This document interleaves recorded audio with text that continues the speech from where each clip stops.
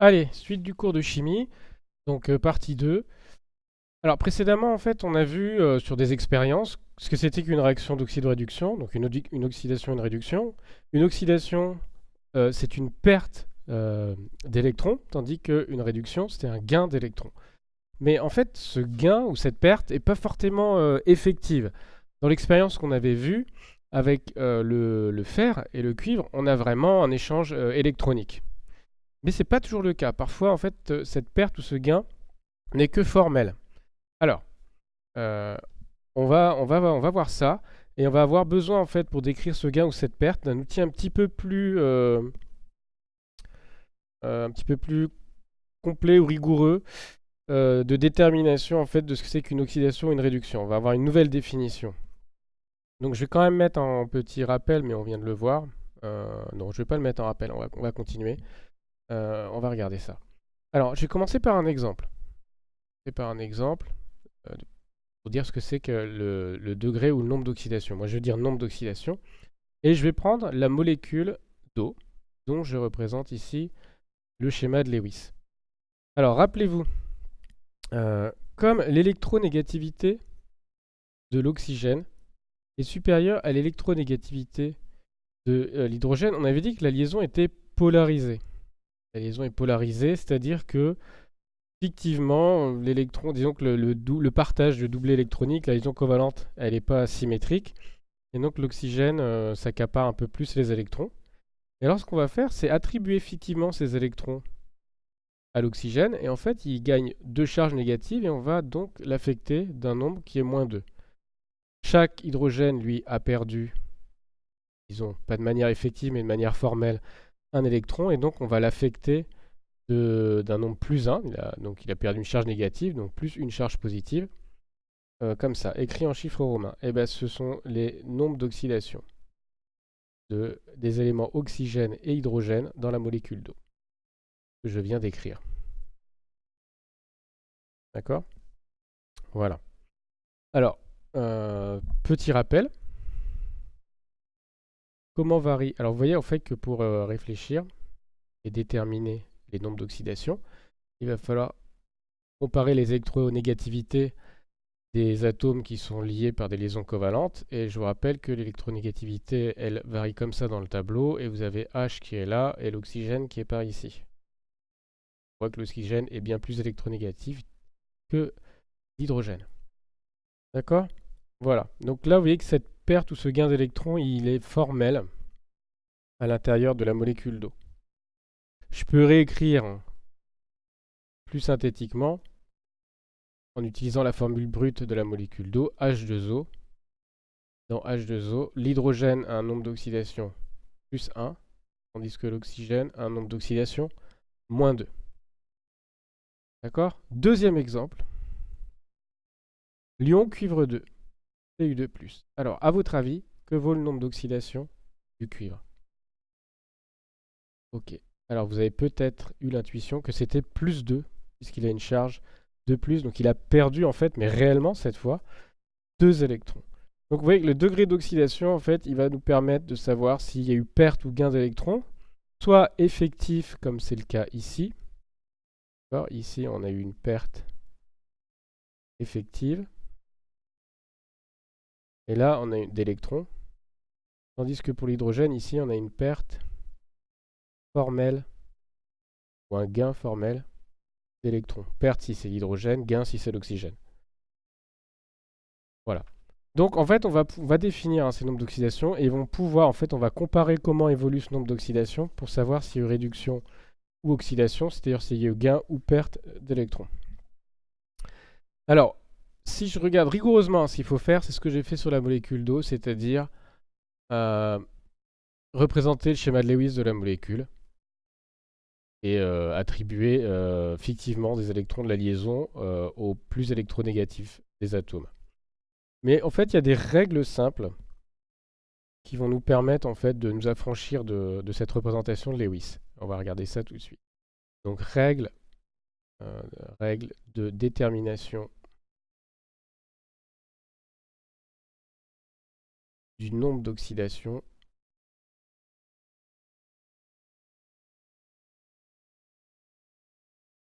d'un élément chimique au sein d'une entité. Donc ça peut être un ion moléculaire, une molécule. Alors, première règle, elle va porter sur les corps purs, les corps simples, pardon, diatomiques. Corps simple diatomique. Corps simple, ça veut dire qu'il comprend un seul élément. Donc, dans ce cas-là, le nombre d'oxydation, que je vais appeler NO, est égal à 0. Exemple. Eh bien, le dioxygène, le dichlore, le dihydrogène.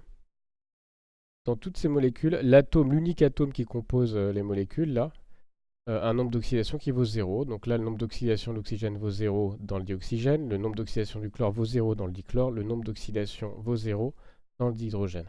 Ça, c'est la première règle. Deuxième règle, les ions concernent les ions monoatomiques,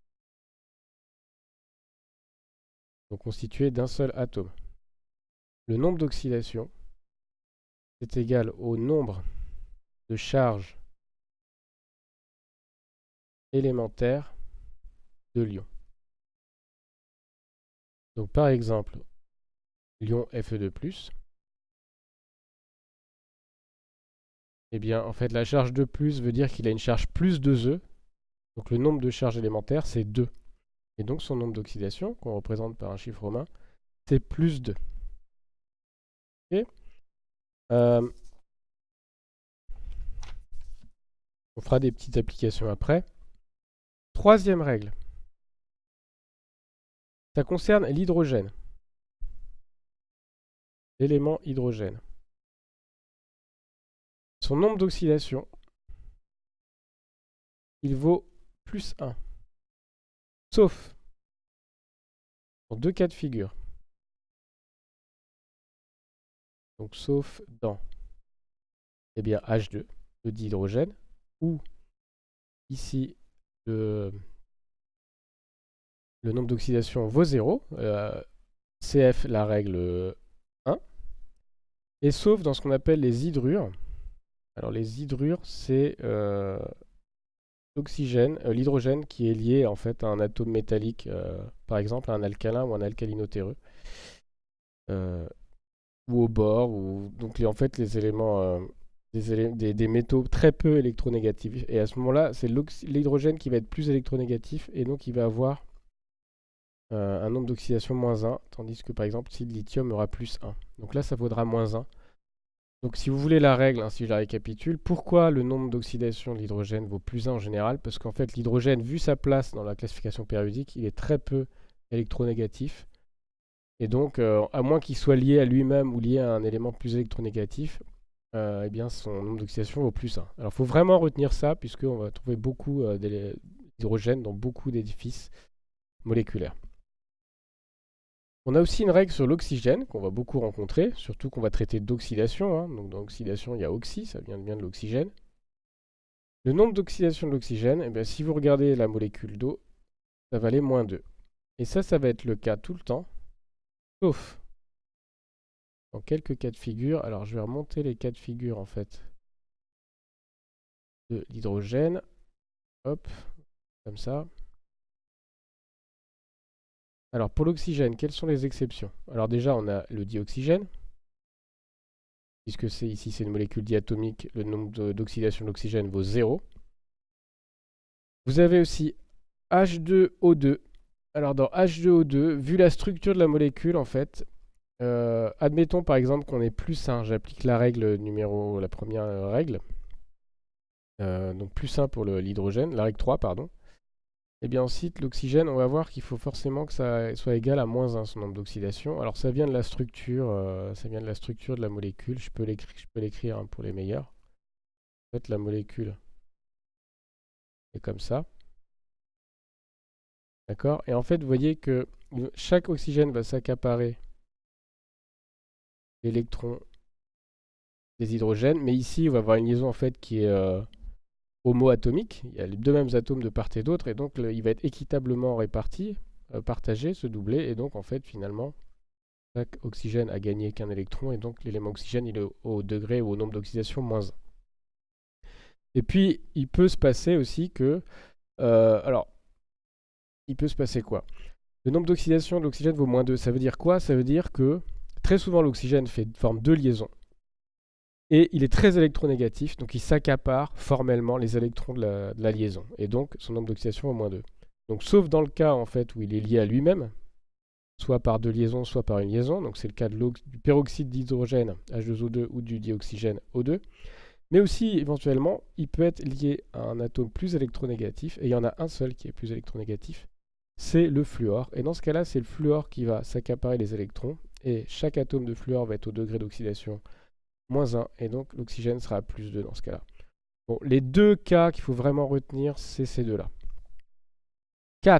5, pardon. Dernière règle, mais c'est peut-être la plus importante. Si vous avez un édifice polyatomique,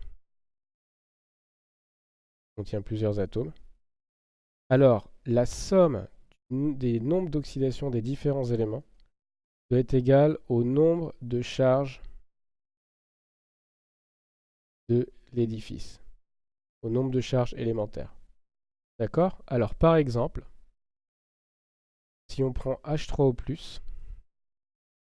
H3O+, est globalement chargé plus, donc en fait sa charge c'est plus E, c'est-à-dire plus une fois la charge élémentaire, donc son nombre de charges c'est 1.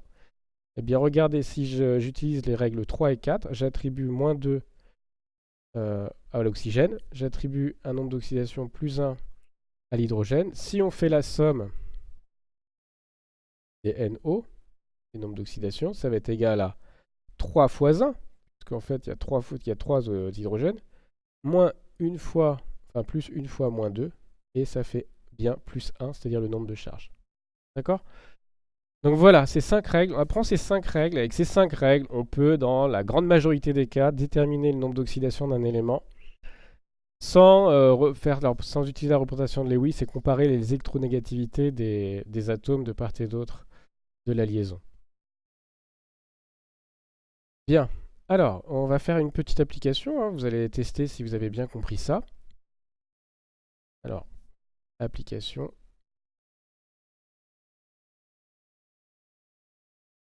Je vais vous donner quelques édifices et puis vous allez calculer les degrés ou nombre d'oxydation des éléments.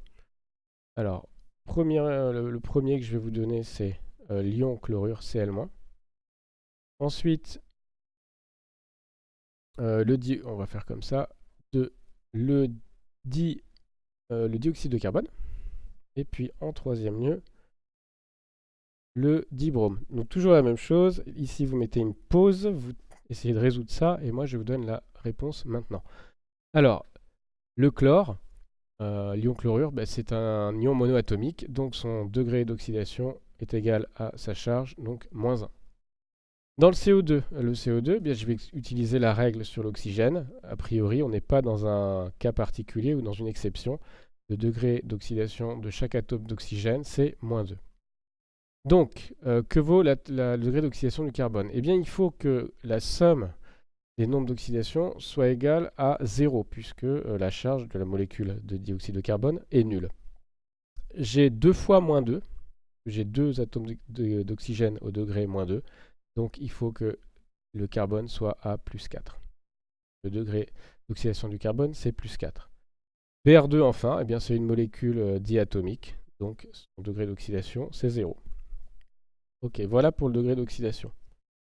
Alors, à partir de là, on va redéfinir ce que c'est qu'une oxydation et ce que c'est qu'une réduction. Deuxième définition, que moi je préfère, mais il faut connaître les deux. Une oxydation d'un élément.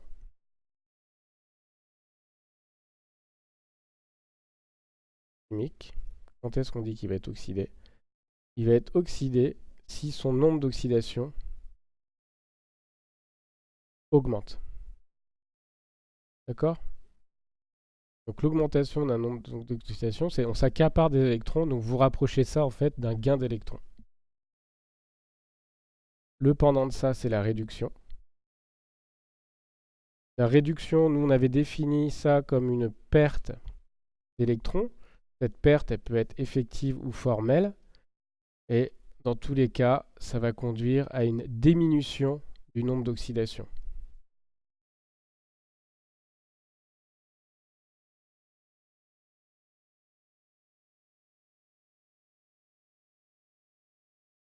D'accord? Ok. Voilà. Alors, qu'est-ce que je peux remontrer peut-être sur des... Non, on va regarder après sur une règle. Si, on peut regarder en fait. On va regarder sur ce qu'on avait vu sur CU2+, FE2+, pour voir si c'est cohérent avec ce qu'on vient de dire. Donc, par exemple, si je prends Fe qui devenait Fe2+, plus 2 électrons, donc on a une perte d'électrons, donc c'est une oxydation. Et vous voyez que son nombre d'oxydation augmente. Puisque là, le nombre d'oxydation vaut 0, et ici, il vaut plus 2. Ah, une oxydation. NO augmente. Si je regarde ce qui était passé pour le cuivre était à l'état d'ion cuivre 2 et avait en fait gagné des électrons. On avait écrit plus de électrons, donne Cu. Le degré d'oxydation du cuivre, de l'ion cuivre, c'est plus 2.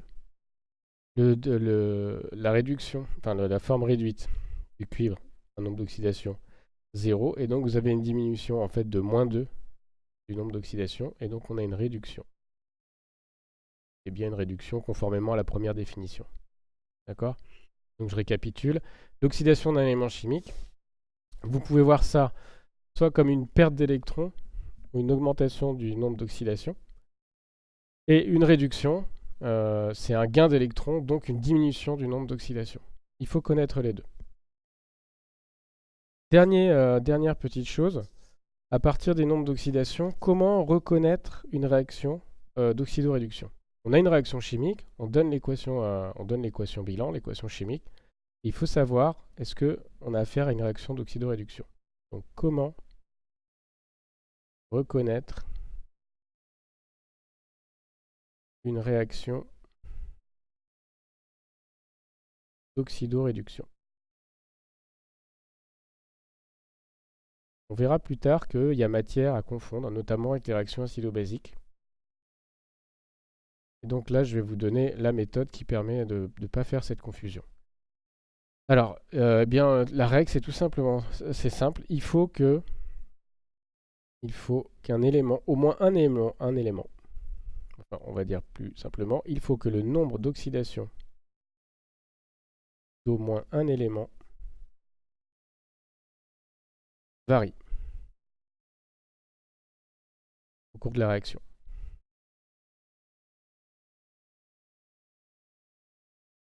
D'accord? On va tout de suite faire une petite application, un petit exemple. Une application. Je vais vous écrire l'équation bilan d'une réaction et vous allez me dire si c'est une équation d'oxydoréduction ou pas. Donc l'équation est la suivante. 1 mol d'ammoniac plus 1 mol d'eau donne 1 mol d'ion ammonium plus 1 mol... pardon. NH3, c'est 1 mol d'ion ammonium, ok, plus 1 mol d'ion H-, hydroxyde. Est-ce que c'est une réaction d'oxydoréduction? Donc, pause, vous cherchez à résoudre, et moi je résous maintenant. Eh bien, en fait, je vais regarder, conformément à la définition que je vous ai donnée avant. Est-ce qu'il y a un élément qui voit son nombre d'oxydation varier au cours de la réaction? Commençons par l'élément le plus simple, l'hydrogène. Dans NH3, a priori, ce n'est pas une exception, donc c'est plus 1. Dans H2O, pareil, c'est plus 1. Dans NH4+, c'est plus 1. Dans HO-, a priori, c'est plus 1. Donc déjà, on voit que l'hydrogène ne voit pas son nombre d'oxydation varier. Regardons ce qu'il en est pour l'oxygène. L'oxygène, dans H2O, ça va être moins 2. Et dans HO- aussi, il n'y a pas de raison que ça soit différent de moins 2. Donc c'est moins 2. L'oxygène ne voit pas son nombre d'oxydation varier. Dernier candidat, l'azote. Est-ce que le nombre d'oxydation de l'azote varie? Alors pour ça, je vais utiliser la règle qui veut que la somme des nombres d'oxydation dans un édifice soit égale à son nombre de charges, c'est-à-dire ici égal à 0. Les 3 hydrogènes avec un nombre d'oxydation plus 1, donc 3 fois 1, 3. Pour que le total soit égal à 0, il faut affecter l'azote d'un nombre d'oxydation qui vaut moins 3. Est-ce qu'il vaut encore moins 3 dans NH4+? Eh bien là, il faut arriver à plus 1. Le nombre de charge, c'est plus 1. On part de 4 fois 1, donc de 4. Pour arriver à plus 1, il faut faire moins 3. Donc, le nombre d'oxydation de l'azote reste égal à moins 3 au cours de la réaction.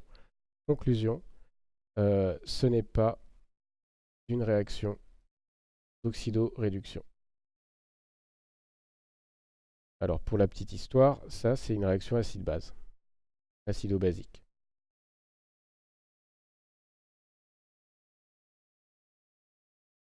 Voilà, donc on va s'arrêter là-dessus sur ce qui est le nombre d'oxydation, mais on va réutiliser l'outil ultérieurement. Donc on va revenir sur ce qu'on a vu aujourd'hui.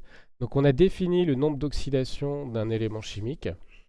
Donc le nombre d'oxydation, en fait, une façon de mesurer en fait le nombre d'électrons accaparés ou acquis par un élément chimique dans un édifice atomique. Ce nombre d'oxydation, on a vu 5 règles simples qui permettent de les calculer. Une fois calculé, on peut redéfinir ce que c'est que l'oxydation et une réduction d'un élément. Quand un élément subit une oxydation, il voit son nombre d'oxydation augmenter, tandis que quand il subit une réduction, il voit son nombre d'oxydation diminuer. Ce nombre d'oxydation permet entre autres de reconnaître si une réaction est une réaction d'oxyréduction ou non.